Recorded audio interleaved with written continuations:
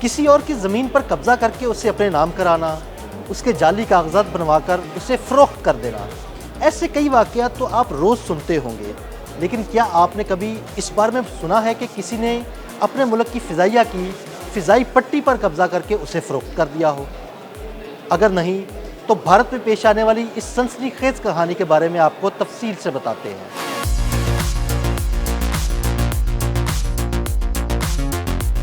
یہ ایک ایسا واقعہ ہے جو بھارتی صوبے پنجاب میں پیش آیا، جہاں پولیس نے ایک ماں اور بیٹے کے خلاف بھارتی فضائیہ کی ہوائی پٹی فروخت کرنے کا مقدمہ درج کیا ہے۔ فیروز پور کے ڈسٹرکٹ سپرنٹینڈنٹ آف پولیس یعنی ڈی ایس پی کرن شرما کو اس فراڈ میں ملوث سبھی ملزمان کا سراغ لگانے کی ذمہ داری دی گئی تھی، جنہوں نے اتنے بڑے دھوکے کو اتنے طویل عرصے تک چھپائے رکھا۔ انڈین فضائیہ کی ملکیت یہ ہوائی پٹی پاکستان کی سرحد کے نزدیک انڈین پنجاب کے فیروز پور شہر سے کچھ دوری پر فٹو والا گاؤں کے نزدیک واقع ہے۔ دوسری عالمی جنگ کے دوران سن 1939 میں برطانوی حکومت نے رائل ایئر فورس کے استعمال کے لیے 982 ایکڑ زمین حاصل کی تھی اور یہ ہوائی پٹی اسی کا حصہ تھی۔ ہندوستان کی تقسیم کے بعد یہ ہوائی پٹی بھارتی فضائیہ کی ملکیت میں آ گئی تھی۔ یہ ہوائی پٹی ایمرجنسی لینڈنگ اور ایڈوانس لینڈنگ کے لیے تو استعمال ہو رہی تھی، لیکن 1962 کی انڈیا چین جنگ اور 1965 اور 1971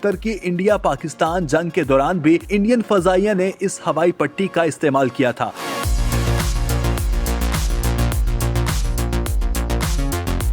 سن 1964 میں اس وقت کے انڈین وزیر اعظم لال بہادر شاستری نے اجلاس کی قلت کے بحران کے دوران غلے کی پیداوار بڑھانے کے لیے وزارت دفاع کی خالی زمینوں کو کھیتی باڑی کے لیے استعمال کرنے کی ایک اسکیم شروع کی تھی۔ اس اسکیم کے تحت ہوائی پٹی کی زمین مدن موہن لال اور ان کے بھائی ٹیک چند کو دی گئی تھی اور انہیں فصل مینیجر بنایا گیا تھا، لیکن مدن موہن کے انتقال کے بعد یہ زمین ان کے نام کی پاور آف اٹارنی کی بنیاد پر فروخت کر دی گئی۔ ویجیلنس بیورو کی ایک رپورٹ کے مطابق ڈمنی والا گاؤں کی ایک خاتون اور ان کے بیٹے نے مبینہ طور پر ریونیو محکمے کے بعض افسروں کی مدد سے زمین کی ملکیت 1997 میں اپنے نام کرا لی اور اسے ایک شخص کو بیچ دیا۔ ہوائی پٹی فروخت کرنے کا یہ معاملہ بہت پرانا ہے۔ اگر ریونیو ڈپارٹمنٹ کے سبکدوش ہونے والے ایک افسر نے اس معاملے کی شکایت درج نہ کرائی ہوتی تو اس ہوائی پٹی کا نام و نشان بھی مٹ گیا ہوتا۔ سبکدوش افسر نشان سنگھ نے 2021 میں ویجیلنس محکمے میں اس مبینہ فراڈ کی رپورٹ درج کرائی۔ اس کی خبر ملتے ہی ہلواڑا ایئر فورس اسٹیشن کے کمانڈنٹ نے بھی فیروز پور کے ڈپٹی کمشنر کے دفتر میں رپورٹ درج کرائی اور اس مبینہ فراڈ کی جانچ کی درخواست کی۔